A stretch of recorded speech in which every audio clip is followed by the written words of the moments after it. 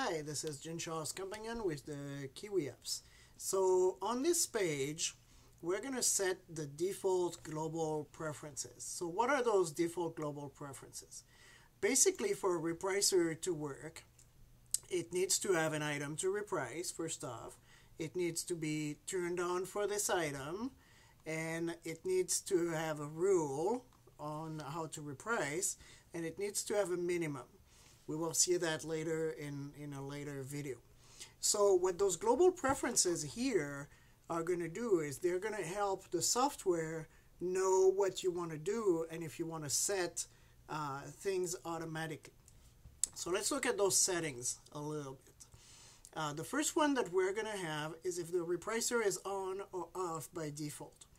By default, we recommend that you leave it off, especially if you're new, so that it automatically just stays off.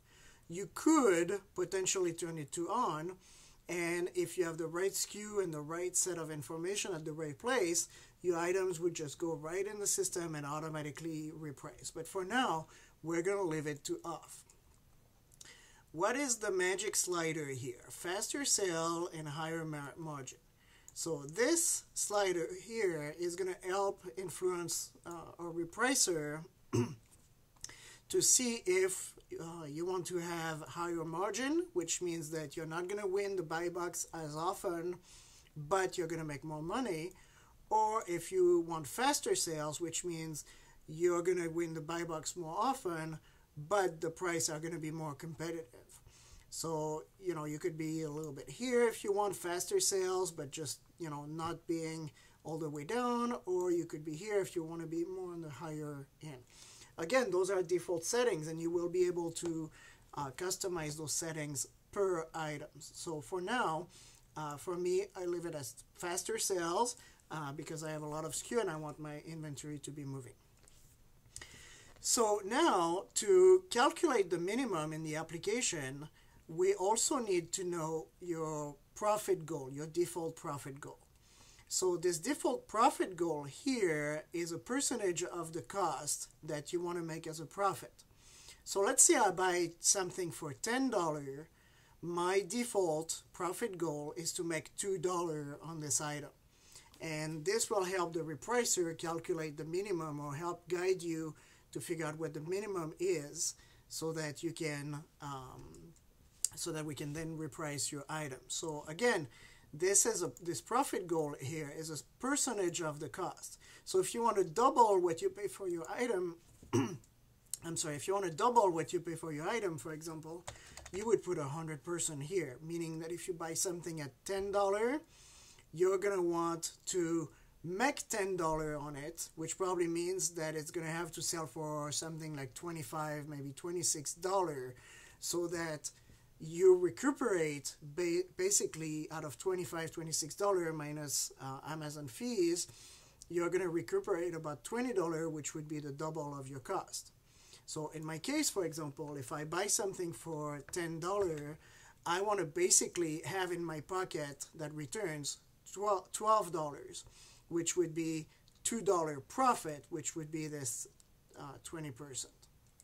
Okay, now let's look at active repricing rule. So for the repricer to actually reprice your item, it needs to have a rule or an indication on how you want your items to be repriced. Again, this is just the default here, which means that it's going to be set for you for your new items, but you are able to change this on every single item. And because the repricer is off by default for every single item, it won't turn it on automatically. So let's look at the rules that we have. First off, we have Key Magic. So what is Key Magic? Key Magic is the name of our application. And really what Key Magic means is that instead of having a dummy rule, we have an algorithm in the back that will actually do all kinds of smart things. So Key Magic is our smart algorithm in there for repricing. Basically what it's going to do is it's going to look at the landscape, it's going to look at how old your item is, what the sales rank is, what your competitors is, if Amazon is there or not, and it's going to set a price to try to win the buy box based on the slider here. So let's look at the other options that we have. If you do not want to use our algorithm base and you want to have more control, you might want to pick, for example, follow the buy box. In this case, this is going to be a little more, not as smart algorithm, if I may say, and it's going to basically look at what is the buy box right now, and it's going to follow it. And if you have the buy box, it's going to stay there because obviously you can't reprice, to win the buy box if you already won the buy box. So it's going to reprice and match the buy box. And if an item is $5, the buy box is $5, it's going to put you at $5. If the item is at $10 buy box, it's going to put you at $10 for the buy box. Now, let's say that you win the buy box at $10, then it's going to stay at $10. And then you're going to sell there up until you lose the buy box and we start competing again. If you want to be a little bit more on the higher side, you could follow the buy box plus 1% or plus 2%. If you want to be very aggressive and race to the bottom, you could say follow the buy box minus 1 cent. So it's always going to try to pull to the bottom to try to follow the buy box minus 1 cent. And it might go down and go down and go down all the way to the bottom. Now, I will explain what the bottom is a little bit later, but this is basically why you have a price minimum or minimum price here, so that if you say that your minimum price is $10, even though you have a rule here that's going to go down and go down and go down, we will never go below $10. This is to stop it. Now, key magic or algorithm here is smart to detect race to the bottom, for example, and try to, avoid races to the bottom. However, if you go with follow the buy box minus 1 cent, we're going to be aggressive and we're just going to follow the buy box minus 1 cent. If the buy box is you, we stay. If it changes and it becomes $2, then we're going to go $1.99. Unless your minimum is $10, which we're going to go back to $10 and never go below this minimum.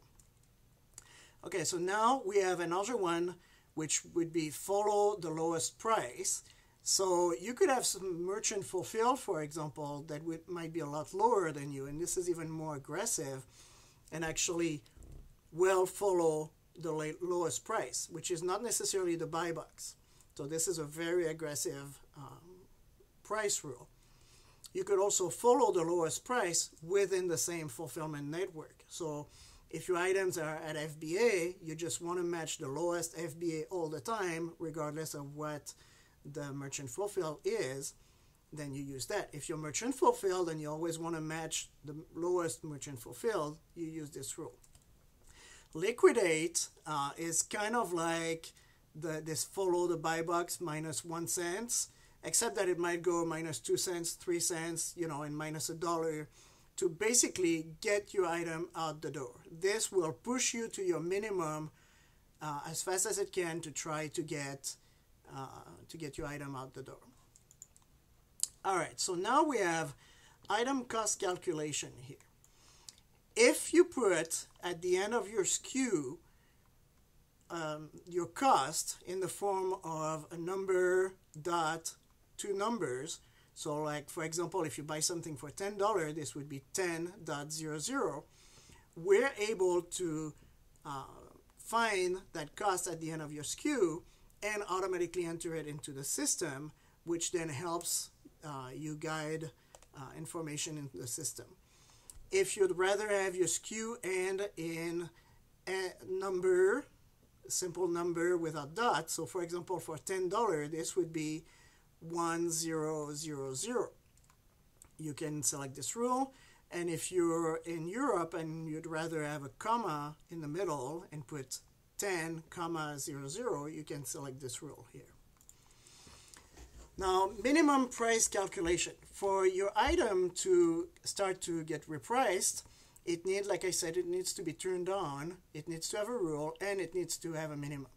You can disable this, for example, and then you would just have to enter the minimum manually. You can also choose key magic.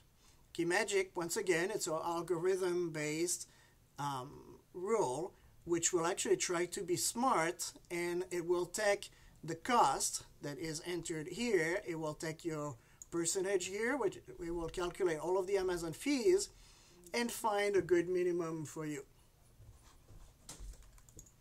So KeyMagic would be the smartest algorithm to try to calculate this number. Now, if you have your cost entered, you might want to put 1% lower. And what this 1% lower is going to do is it's going to take your current price that you have at Amazon, and it's going to put the minimum at 1% lower than your price at Amazon and set that up as the minimum. Same thing with 2% lower. It's actually 2% lower of your current price on Amazon when we import the item. Match the buy box would be, again, when we import the item, it would match the buy box. It does not keep matching the buy box. It does it one time and then set it for you. It could match your current price that you have at Amazon to be your minimum, or it could be 1% over, 2% over, or your cost plus your fees plus your margin. Those are different rules that can automatically set your minimum. You can also in the application set a maximum. Right now, we automatically set the maximum to no limit, or it could be disabled. In the future, we might add some rules here. I basically suggest that you leave it to no limit for now. And then stay logged in. This is basically if you want the application to stay logged in so you don't have to keep logging in. Once you have your settings like this, and mine are going to be KeyMagic, and I always put the cost at the end of my SKU like this. So I'm going to click Save. Choice have been saved, click OK, and now we're good. We can move on to other parts of the applications.